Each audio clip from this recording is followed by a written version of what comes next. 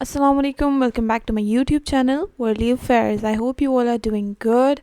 I was getting so many messages, but I was busy in some personal stuff, so I didn't record any video. But here it is again, so let's start. तो एक मरतबा फिर से start करते हैं अपनी series को।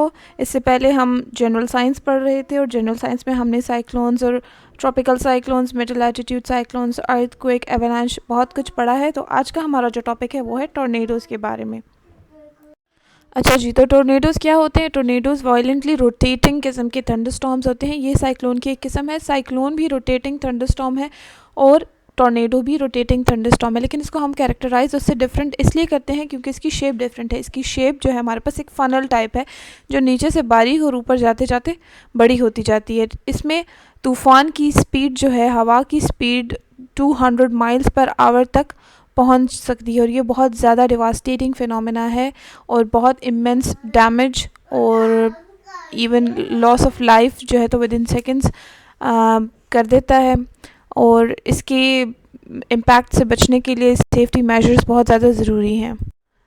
टॉर्नेडोज़ की फॉर्मेशन कैसे होती है? जैसे कि मैंने आपको पहले बताया है कि टॉर्नेडोज़ भी साइक्लोन की ही एक किस्म है। तो एट फर्स्ट ये साइक्लोन ही होता है। सबसे पहले ये होती हैं तेज़ चलने वाली हवाएं जिनको हम थंडरस्टॉर्म कहते हैं। फिर ये थंडरस्टॉर्म्स जो है तो सिवियर किस्म के थंडरस्टॉर्म्स में तब्दील होना शुरू हो जाते हैं, जिनके अपवर्ड्स और डाउनवर्ड्स जो है तो मूवमेंट बहुत ज़्यादा होती है। जब इनकी अपवर्ड जो मूवमेंट है वो उसको एटमॉस्फेरिक कंडीशंस उसकी स्पेसिफिक नीड्स को मीट करती हैं, तो वो एक रोटेटिंग जो है तो उसमें रोटेशन क्रिएट कर देती हैं। इस रोटेशन को हम कहते हैं मीज़ोसाइक्लोन।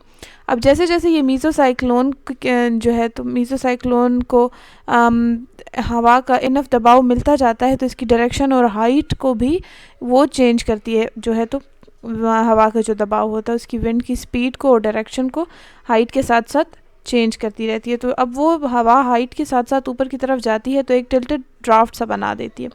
उसके बाद ये एक फ़नल की शेप ले लेता है और एक टोर्नेडो बन जाता है, जो कि एक रोटेटिंग होता है और ट्रैवलिंग साइक्लोन किस्म का होता है। ट्रैवलिंग थंडरस्टॉर्म होता है। ये एक जगह रुकता नहीं है बल्कि ये ट्रैवल करता रहता है।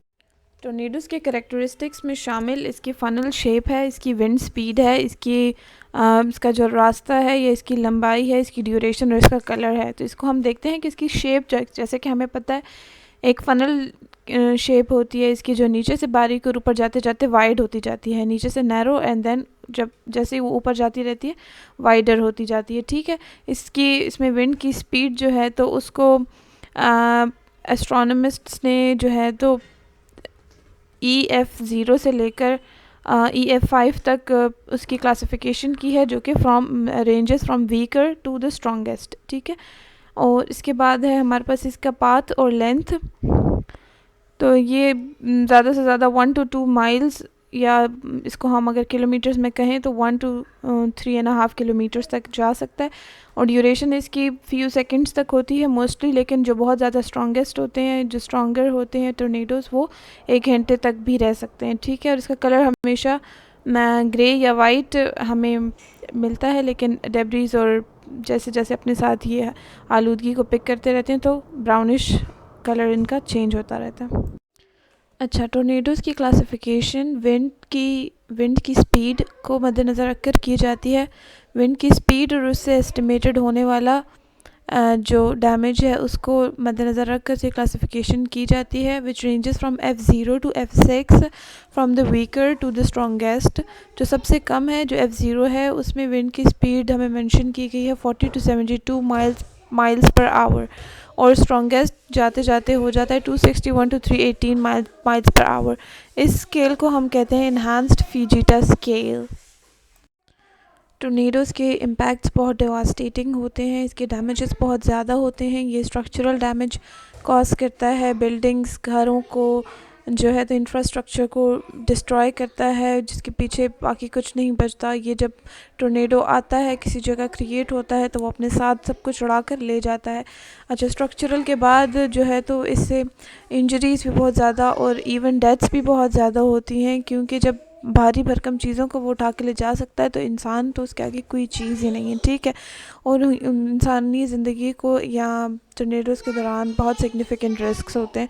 इसके अलावा जो डेब्रीज प्रोपगेशन है, जितना भी छोटा मोटा गन तो छोड़िए, बड़ा बहुत भारी चीज़ें भी टॉर्नेडोज़ अपने साथ उठाकर ले जा सकता है, जिसकी वजह से वो एक जगह से उठकर दूसरी जगह जब गिरते हैं तो नुकसान भी होता है, और साथ ही साथ ये डैमेज भी बहुत ज़्यादा कॉज करता है, और एनवायरनमेंट पर भी इसके इफ़ेक्ट्स बहुत ज़्यादा ख़तरनाक होते हैं। इवन ये दरख्तों को अपरूट कर देता है, ठीक है, और इकोसिस्टम भी ख़राब कर देता है, और बहुत ज़्यादा डिवास्टेटिंग है।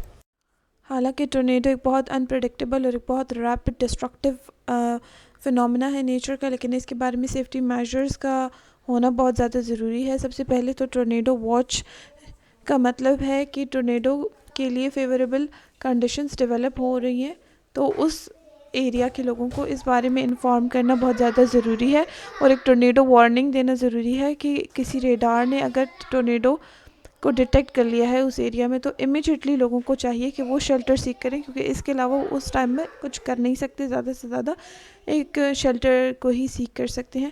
अच्छा, शेल्टर का मतलब ये है कि आप किसी घर के या किसी बिल्डिंग के सबसे लोअर एरिया में चले जाएं, तो लोवेस्ट वन, बेसमेंट हो तो बहुत अच्छा है, बेसमेंट ना हो तो किसी ऐसे एरिया में, किसी ऐसे रूम में जो सबसे नीचे हो और जहाँ खिड़की और दरवाजे ना हो, जैसे कि कोई बाथरूम या कोई क्लोजेट वगैरह, ठीक है। और जो मोबाइल होम्स होते हैं वो जो है तो टोर्नेडोज़ की वजह से वो बहुत वल्नरेबल हैं टोर्नेडोज़ के लिए, तो वहाँ के लोगों को चाहिए कि वो वहाँ से निकल जाए और अपने लिए कोई बिल्डिंग के अंडर शेल्टर सीख करें, और इस बारे में लोगों को इन्फॉर्मेशन देनी चाहिए और इमरजेंसी अलर्ट्स देने चाहिए अगर तो वहाँ पर टोर्नेडो के आने का कोई ख़तरा है। तो आज की क्लास में हमने पढ़ा टोर्नेडोज़ के बारे में कि टोर्नेडोज़ क्या होते हैं। ये एटमॉस्फेरिक एक बहुत डेंजरस और डिस्ट्रक्टिव एटमॉस्फेरिक फिनोमेना है जो कि वाइड स्प्रेड डिवास्टेशन अकर करती है, लॉस ऑफ लाइफ होता है इससे, बहुत ज़्यादा स्ट्रक्चरल डैमेज होता है,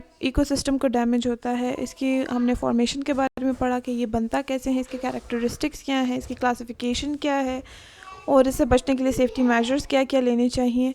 तो आई होप आप लोगों को अच्छे से समझ आ गई होगी।